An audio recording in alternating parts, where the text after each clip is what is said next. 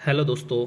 आज हम समझेंगे टॉन्सिल्स के बारे में और टॉन्सिलाइटिस के बारे में। यह क्या होता है और इसके कॉज और सिम्टम्स क्या होते हैं और इसका इलाज क्या होता है और एलोपैथिक वे में कौन कौन सी मेडिसिन हम इस्तेमाल कर सकते हैं, वो भी हम आज की इस वीडियो में जानेंगे।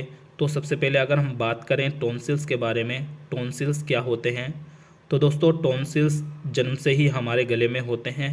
यह कोई बीमारी नहीं होती। टॉन्सिल्स हमारी बॉडी का हिस्सा होते हैं। और अगर हम बात करें टॉन्सिल्स का मुख्य कार्य यानी मेन वर्क क्या होता है, टॉन्सिल्स का मेन वर्क सांस के ज़रिए या फिर खाने के ज़रिए आने वाले इन्फेक्शन को रोकता है और टॉन्सिल्स में मौजूद एंटीबॉडीज़ गले और फेफड़ों के इन्फेक्शन को रोकने में हमारी मदद करता है।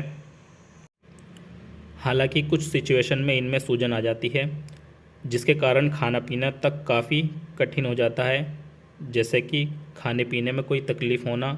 और अगर हम बात करें टॉन्सिलाइटिस के बारे में, टॉन्सिलाइटिस क्यों हो जाते हैं और टॉन्सिलाइटिस होने के क्या कारण हैं, गलत खान पान या साफ़ सफाई में कमी होने के चलते या सर्दी खांसी ज़ुकाम बुखार होने पर इन्फेक्शन बढ़ जाता है जिसके कारण हमारे टॉन्सिल्स सूज जाते हैं, जिनको टॉन्सिलाइटिस कहा जाता है।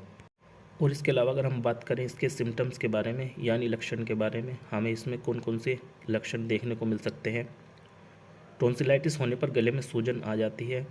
टॉन्सिलाइटिस, टिस का मतलब सूजन के होते हैं। ये किसी भी वर्ड के आखिर में अगर टिस आता है तो उससे आप समझ सकते हैं कि उसका मतलब सूजन होता है। और इसके अलावा हमारे टॉन्सिल्स लाल पड़ सकते हैं या फिर टॉन्सिल्स पर सफ़ेद या पीले रंग के धब्बे पड़ सकते हैं। गले में खराश और खाना निगलने में काफ़ी तकलीफ़ हो सकती है। और टॉन्सिलाइटिस होने पर बुखार भी हमें देखने को मिल सकता है। और अगर हम इसके बचाव के बारे में बात करें, टॉन्सिलाइटिस से बचाव के लिए हमें क्या करना चाहिए। टॉन्सिलाइटिस के बचाव के लिए हमें ज़्यादा कुछ नहीं करना। सबसे पहले हमें यह समझना होगा कि यह इन्फेक्शन के कारण होने वाली एक डिज़ीज़ है जिसमें हमें साफ़ सफाई का ज़्यादा ध्यान रखना होगा, जैसे कुछ खाने से पहले हाथों को अच्छी तरह से धोना, खांसने और छींकने के बाद हाथों को अच्छे से साफ़ करना, और इसके अलावा ठंडी और तली हुई चीज़ों का परहेज़ बहुत ज़रूरी है। और दोस्तों अब हम बात करते हैं इसके ट्रीटमेंट के बारे में।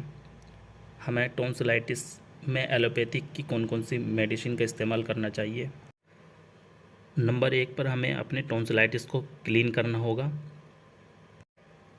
तो सबसे पहले हमें नमक के पानी से गार्गल करना होगा दिन में 3 से 4 बार, क्योंकि टॉन्सिलाइटिस का साफ़ होना बहुत ज़रूरी है। और आप अच्छी तरह से समझ सकते हैं कि टॉन्सिलाइटिस साफ़ ना होने के कारण काफ़ी इन्फेक्शन बढ़ सकता है। और नमक के पानी के अलावा आप माउथ फ्रेशनर से भी गरारे कर सकते हैं, लगभग दिन में 3 से 4 बार।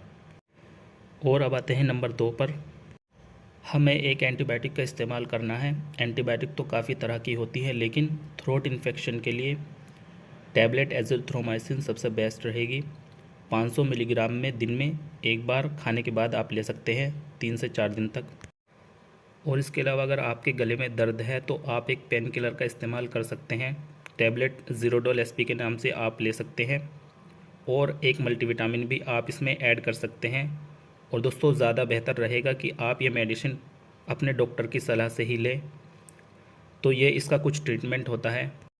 लेकिन बहुत सी बार देखा गया है कि कुछ लोगों का टॉन्सिलाइटिस मेडिसिन खाने के बाद भी ठीक नहीं हो पाता, तो इस कंडीशन में टॉन्सिलेक्टोमी किया जाता है, यानी एक सर्जरी होती है जो कि लेज़र के द्वारा की जाती है, जिससे टॉन्सिल्स को ही बाहर निकाल दिया जाता है।